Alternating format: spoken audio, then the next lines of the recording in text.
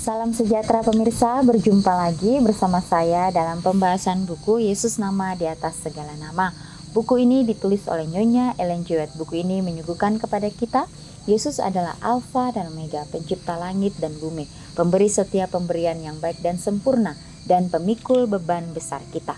Kepada orang-orang yang bimbang di antara kita, dia menulis tentang seseorang yang merupakan pusat daya tarik yang agung.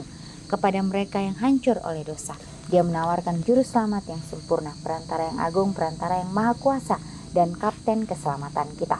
Inilah suatu pengharapan bagi masing-masing kita, bahwa Yesus adalah sumber segalanya untuk kita. Bila mana kita mempunyai beban yang besar, mempunyai masalah di dalam kehidupan kita, baiklah kita boleh datang di bawah kaki salib Tuhan, menyerahkan kehidupan kita hanya kepada Kristus, sehingga dia dapat meringankan setiap langkah-langkah kehidupan kita.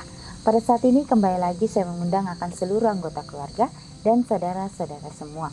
Kita dapat berkumpul bersama-sama, kita akan mempelajari nasihat firman Tuhan pada saat ini, dan biarlah rencana-rencana indah Tuhan itu akan menjadi bagian masing-masing kita. Kita akan masuk ke dalam judulnya, Dia yang akan datang. Ayatnya terdapat di dalam Matius 2 ayat 16. Lalu ia menyuruh membunuh semua anak di Betlehem dan sekitarnya. Pada saat kelahiran Kristus, setan melihat seluruh dataran di Betlehem diterangi dengan cahaya kemuliaan dari banyak malaikat surgawi. Dia mendengar nyanyian mereka, kemuliaan bagi Tuhan di tempat yang maha tinggi, dan damai sejahtera di bumi, di antara manusia yang berkenan kepadanya. Pangeran kegelapan melihat para gembala yang takjub dipenuhi kegentaran, saat mereka melihat terang yang menerangi segenap dataran itu.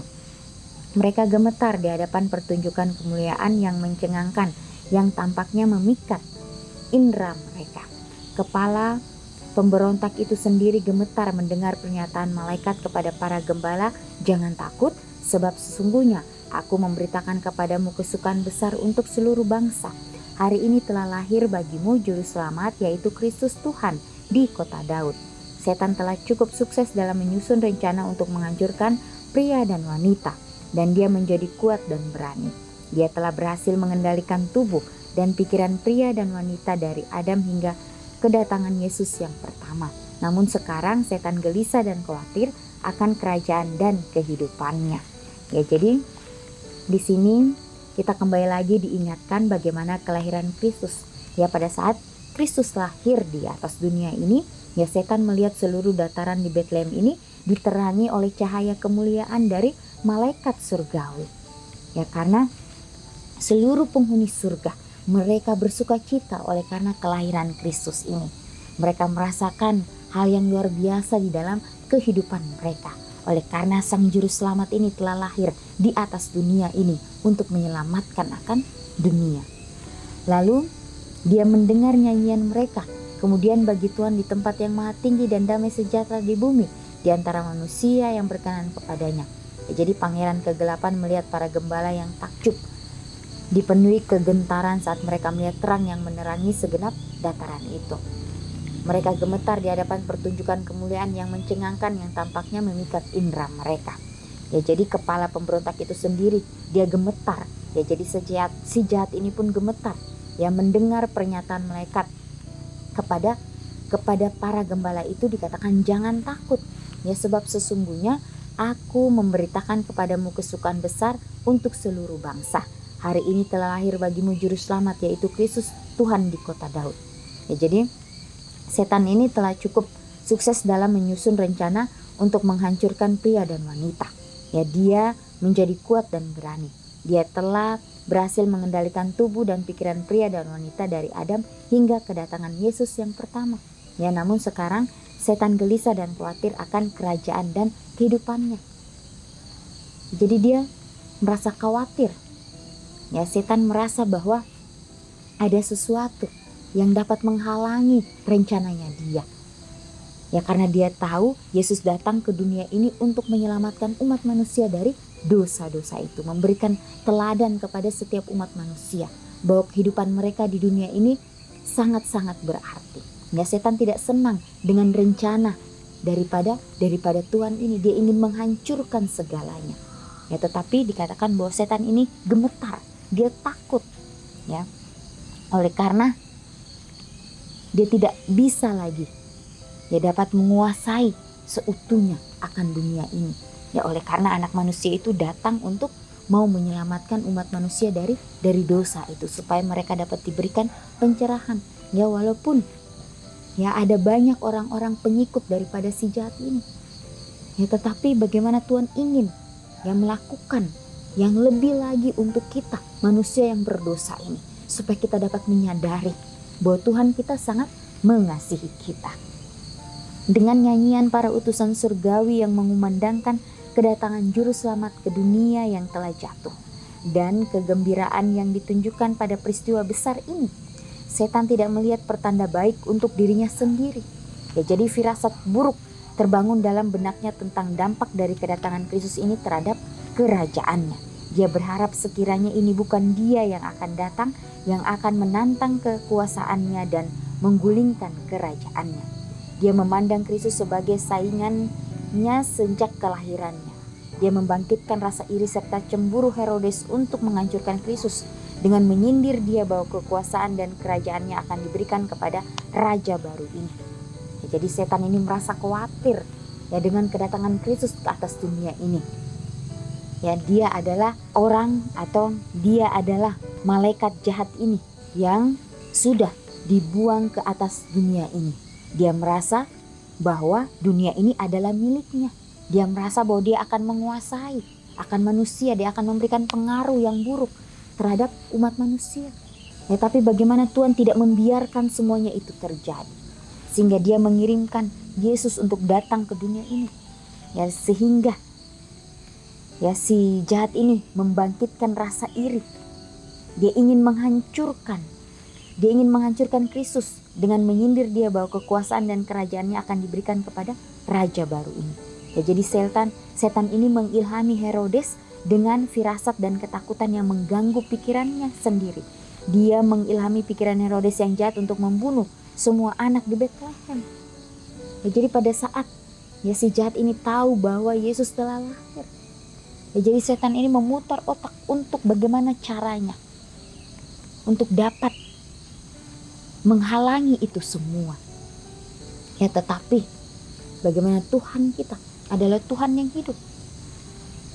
Ya, walaupun dia merasuki akan pikiran daripada Herodes ini untuk membunuh semua anak di Betlehem yang berusia 2 tahun ke bawah, yang sangkanya rencana itu akan berhasil membuat raja yang masih bayi itu disingkirkan dari bumi. Ya, dia pikir rencananya itu berhasil, dapat menyingkirkan Yesus. Ya, tetapi bagaimana Tuhan melindungi. Ya, tidak ada kuasa apapun yang dapat menghalangi kuasa Tuhan di atas dunia ini. Ya, karena Tuhan sudah membuat rencana yang begitu matang untuk dunia ini. Ya, karena dia harus mengirimkan seorang teladan, yaitu Yesus, untuk dapat memberikan contoh kepada setiap umat manusia. Ya, jadi rencana si jahat ini gagal, ya, untuk dapat menyingkirkan raja yang masih bayi itu, yaitu Yesus ini. Tetapi bertolak belakang dengan rencananya, setan mendapati kekuatan yang lebih tinggi sedang bekerja.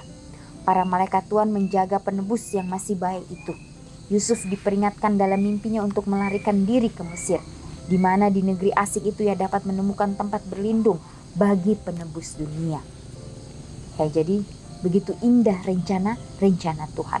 Ya, setan ya tidak dapat membuat rencananya untuk membinasakan akan raja dunia ini atau Yesus ini. Ya, jadi para malaikat ini menjaga penebus yang masih bayi itu.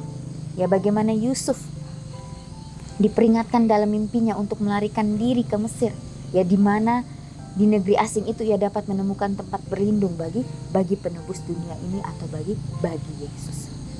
Ya, jadi rencana Tuhan begitu indah. Ya, perjalanan Yesus di atas dunia ini penuh dengan tantangan dari masih dia bayi.